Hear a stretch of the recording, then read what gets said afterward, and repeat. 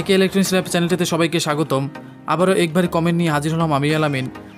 আমাদের আজকের বিষয়টি ভিডিওটি পাঠাইছে দেখতে পাচ্ছেন এক ভাই। তো অনেক অনুরোধ করছে তার জন্য ভিডিওটা দিতে, যদিও এর আগে আমার ভিডিও করা ছিল, তারপরও ভাই অনেক অনুরোধ করছে তার জন্য আসলে মূলত আজকের এই ভিডিওটি। দেখতে পাচ্ছেন স্ক্রিনে এরকম দেখেন বাংলা খাতার মতো রেখা পড়ে আছে, ভিডিওটি দেখা যায় না, শুধু লাইটের রেখা পড়ে আছে। তো এগুলো নিয়ে মূলত বিস্তারিত আমি যদিও আলোচনা করছিলাম কোনো একদিন, তো আজকে সে অনুরোধ করছে, এখন আজকে ব্যাখ্যা করব এই সমস্যাটি কোন কোন সেকশন থেকে আসে।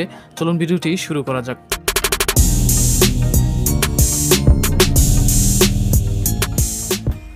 তো ভিউয়ার্স, আপনারা যে সমস্যাটি দেখতে পাচ্ছেন স্ক্রিনে, তো এই সমস্যাটি আমাদের বেশিরভাগই 180 ভোল্ট থেকে হতে পারে। আবার অনেক সময় পিকচার যদি আমাদের শর্ট হয় বা পিকচার খারাপ হয় তাহলে কিন্তু আমাদের এই সমস্যাটি হতে পারে। তো প্রথম থেকেই আমি আলোচনা করি।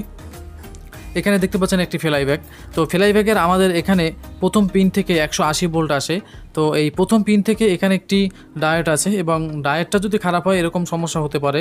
বা এখানে একটি ক্যাপাসিটার রয়েছে, আমাদের 180 ভোল্টের ক্যাপাসিটার। তো এই ক্যাপাসিটারটি যদি সমস্যা হয় 250 ভোল্ট, এই ক্যাপাসিটারটা যদি আমাদের সমস্যা হয় তাহলে আমাদের এরকম রেখা পড়তে পারে। এরপর দেখতে পাচ্ছেন এই যে ক্যাপাসিটারটি হয়ে এখানে আমাদের আসছে। তো এখানে আমাদের লেখা আছে 180 ভোল্ট, যেটা আমাদের বেস বোর্ডে যায়। তো এখানে ক্যাপাসিটার ডায়েট এগুলো আপনারা চেক করে নেবেন। এগুলো যদি শর্ট থাকে তাহলে কিন্তু এরকম রেখা পড়ে। এরপর আমাদের বেইজে আসছে। তো বেইজে আসার পর দেখতে পাচ্ছেন এখানে আমাদের 180 ভোল্ট লেখা আছে। তো আসার পর দেখবেন এখানে 3টি ট্রানজিস্টর রয়েছে RGB। তো 3টি ট্রানজিস্টর যদি RGB কোনো একটি যদি শর্ট হয়ে যায় তাহলে আমাদের কালারটি মিসিং হতে পারে, এরকম রেখা পড়তে পারে, ছবি আসবে না। অতএব 180 ভোল্ট থেকেই কিন্তু আমাদের 80% এই সমস্যাগুলো দেখা যায়। এরপর আমাদের এই যে রেজিস্ট্যান্স সমস্যা হতে পারে, বা অনেক সময় এখানে 3টার জন্য আবার 3টা জেনার ডায়োড আছে, এগুলোর জন্য সমস্যা হতে পারে। আবার এখানে আমাদের বেসবোর্ড, যেখানে বেসবোর্ডটি আমাদের পিকচারের সাথে ইন হয়, পিকচার টিপটি যদি খারাপ হয় বা শর্ট হয় তাহলেও কিন্তু আমাদের এই সমস্যাটি দেখা দিতে পারে। তাই অবশ্যই আপনারা প্রথম সোর্সটা আগে পরীক্ষা করবেন। তো এখানে আমাদের প্রথম পিন থেকে 180 ভোল্ট এই যে ডায়োডটা যদি শর্ট হয় এরকম সমস্যা হতে পারে। এখানে ক্যাপাসিটারটা যদি আমাদের খারাপ থাকে তাহলে আমাদের 180 ভোল্টে মিসিং করবে। তো মিসিং করলে আমাদের এই সমস্যাটি দেখা দিবে। এরপর আপনারা এই কানেক্টরে আসবেন, বা অনেক সময় কেবলটাও সমস্যা থাকে। কানেক্টরে আসার পর এখানে বিভিন্ন দেখবেন এই যে 180 ভোল্টে বিভিন্ন ট্রানজিস্টর দিয়ে, এবং ছোট ছোট ট্রানজিস্টর আছে, এবং জেনার ডায়োড আছে, এবং 3টার জন্য 3টে রেজিস্ট্যান্স আছে RGB। তো এগুলোর জন্য সমস্যা হয়। আর পিকচার টিউবটি যদি আমাদের শর্ট থাকে, অনেক সময় পিকচার টিউবের যে পিছনের যে গেংটা ওইটা যদি শর্ট থাকে তাহলে কিন্তু আমাদের এরকম সমস্যা হয়, ভিডিও মিসিং হয়ে যায়, কিন্তু এরকম রিপ্লেস লাইন। তো বেশিরভাগই 180 ভোল্টে যদি সমস্যা হয় তাহলে রিপ্লেস লাইন এরকম আসতে পারে। এরপর আমাদের এখানে আরও আছে জঙ্গলের কাছ থেকে আর 3টি RGB সেকশন আসে। এই যে দেখেন 3টি RGB এখান থেকে ভোল্টেজ আসে। তো এখানের কোনো একটি ভোল্টেজ যদি আমাদের শর্ট হয়ে যায়, কোনো একটি 180 ভোল্টের সোর্সের সাথে যদি শর্ট হয়ে যায় বা জেনার ডায়োড শর্ট হয়ে যায় তাহলে এরকম সমস্যা হতে পারে। আর আপনারা বেশিরভাগই পিকচার টিউব রাখবেন পাশাপাশি। তো অনেকেই আছেন পিকচার টিউব রাখেন না, তো একটি পাশাপাশি পিকচার টিউব রাখবেন।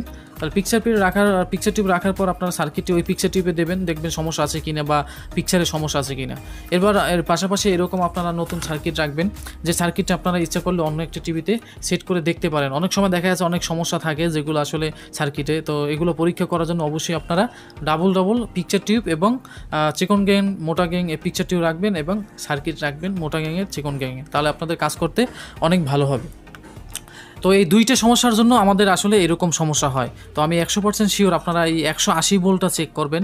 এখানে যে কটা কম্পোনেন্ট বললাম এই কটা যদি আপনারা দেখতে পারেন A to Z, এবং 180 ভোল্ট আপনারা এখানে যে রেড গ্রিন ব্লু এখানে পিনে ধরবেন, যদি দেখেন ঠিক আছে তাহলে কোনো সমস্যা নেই। আর এখান থেকে একটি যদি মিস হয়ে যায় বা এর একটি ট্রানজিস্টর যদি শর্ট হয়ে যায় তাহলে আপনারা 3টাই চেঞ্জ করে ফেলাইবেন। অনেক সময় দেখা যায় একটির পাশাপাশি অন্যটা খারাপ থাকে, হয়তো কিছুদিন পর চলার পর এরকম সমস্যা আবার দেখা দিবে। তাই অবশ্যই 3টাই আপনারা চেঞ্জ করে দেবেন।